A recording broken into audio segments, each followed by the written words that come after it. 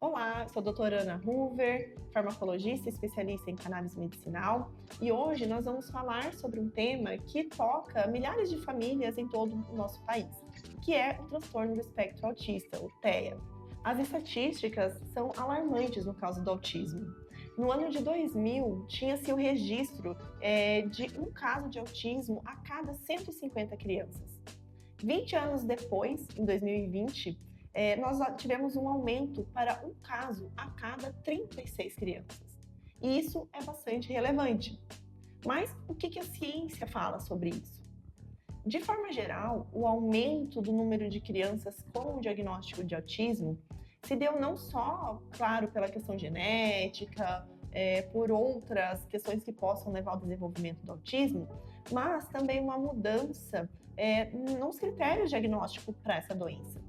Já que no autismo nós não estamos falando de uma doença única em que todos os pacientes são iguais. Nós estamos falando de um espectro, onde existem uma série de sintomas e que, para você ser considerado dentro do espectro autista, não necessariamente você precisa ter aquela manifestação clássica daquele paciente não verbal, daquele paciente agressivo, daquele paciente com estereotipia. Então, com isso, com base nesses sintomas e nessas nuances, é que houve essas alterações nos critérios do diagnóstico e, com isso, muito mais pessoas conseguiram, por fim, chegar ao seu diagnóstico. Entender que está incluso dentro de um espectro e que precisa de atenção, precisa de tratamento, precisa de apoio psicológico para vencer essa doença. Cada pessoa com autismo, ela tem as suas particularidades, ela é diferente. Mas, de forma geral, né, o autismo inclui diferentes sintomas. Então, inclui sintomas comportamentais, o paciente pode ter uma certa agressividade, o paciente pode ter dificuldade de comunicação, dificuldade em fazer o contato visual, de ter uma interação social. O paciente pode ter estereotipias, ou seja, ele pode ter manias, movimentos que ele faz com muita frequência, como, por exemplo, ficar alinhando muitas coisas, ficar repetindo movimentos, esfregando o pé, coçando áreas do corpo.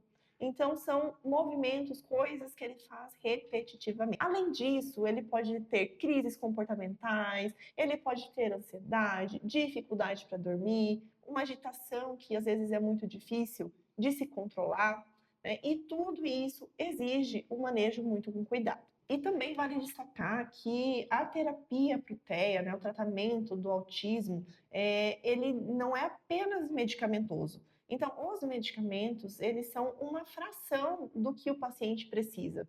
Então, muitas vezes o paciente utiliza um antipsicótico, utiliza medicamentos que auxiliam na questão comportamental, mas só isso não é suficiente. Então, o paciente precisa ter um acompanhamento psicológico, muitas vezes ele vai precisar passar pela fonoaudióloga, vai precisar ter a terapia ocupacional ali como algo incluído na sua rotina, para que ele consiga desenvolver as suas habilidades. E antes de discutirmos o uso do canabidiol, especificamente para tratamento do autismo, vale lembrar que não vai adiantar de nada se o seu filho for um paciente que passa o dia inteiro na tela, que não tem essa experiência de ter a possibilidade de uma interação social, de ter um sono de qualidade, de ter um dia a dia saudável.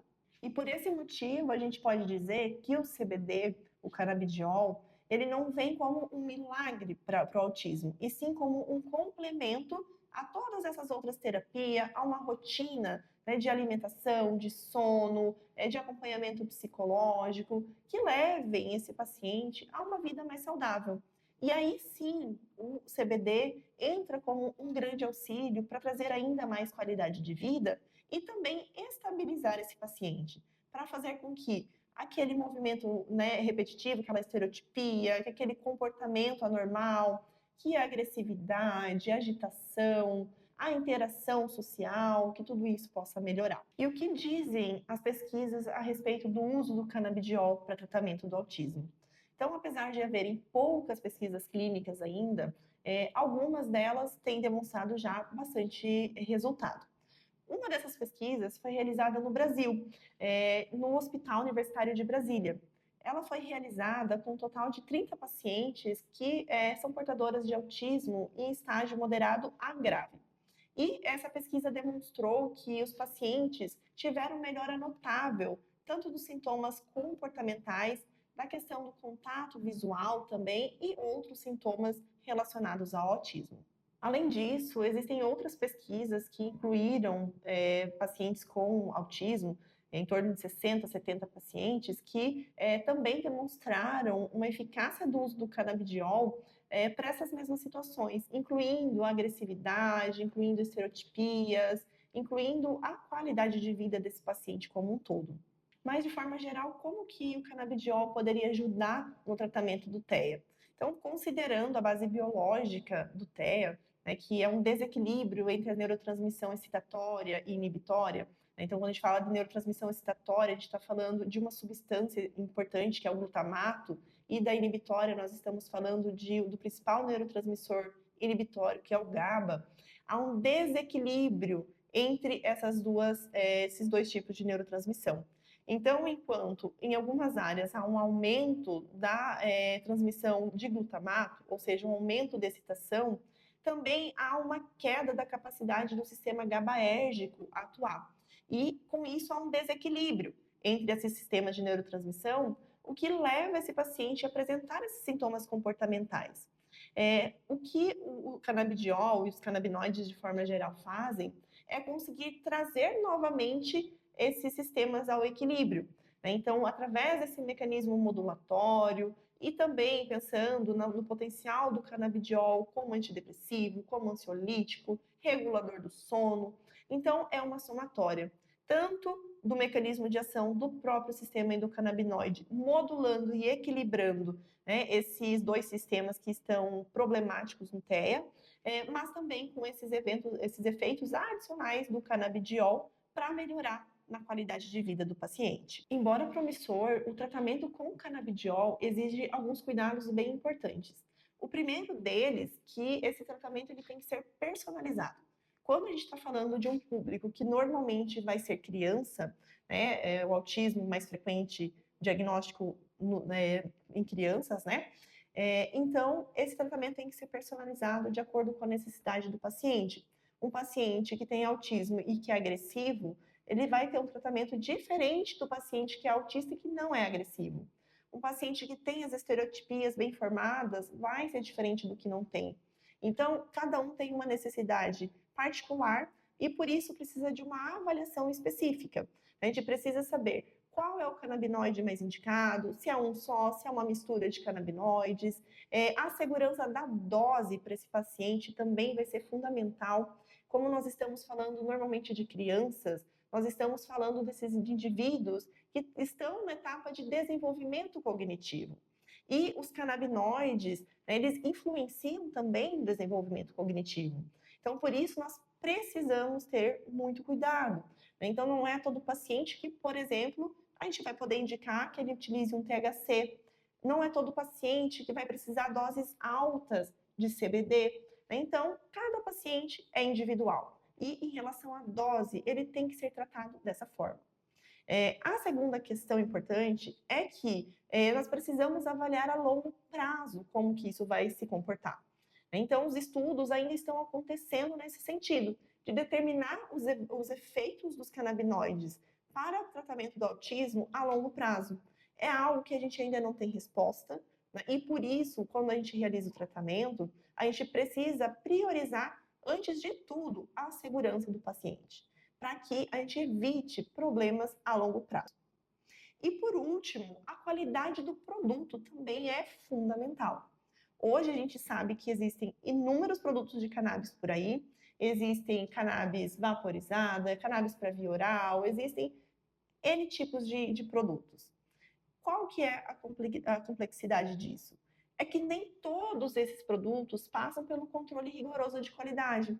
Passam pelo teste de doseamento, passam por testes para ver se tem contaminantes ali dentro, se tem pesticidas, se tem outras substâncias que podem ser tóxicas, né? E, claro, se a gente não sabe que dose dos canabinoides está naquele produto, como nós vamos saber fazer o manejo de forma adequada? Imagine o seu filho tomando um produto, você compra outro frasco sem saber a dose, e aí você não sabe quanto que você vai dar para manter o efeito terapêutico e não ter efeito colateral. Então, o passo número 1 é garantir a segurança. Para garantir a segurança, é entender qual é a necessidade do paciente, o que você vai priorizar nesse paciente, qual é o produto que ele vai usar, se ele tem qualidade, se ele tem uma dose adequada, e o monitoramento desse tratamento ao longo do tempo. Então, se você tem uma criança com diagnóstico do autismo e está considerando realizar o tratamento com o canabidiol, eu vou deixar algumas dicas para vocês. Primeiro de tudo, estabelecer uma base sólida das terapias desse paciente. Então, fazer com que ele tenha acesso à terapia cognitiva, que ele tenha acompanhamento psicológico, que se for da necessidade dele, ele possa ter acesso à fonoaudiologia, que ele não fique o dia todo na frente de uma tela e que priorize fornecer condições para que ele tenha, inclusive, um sono restaurador.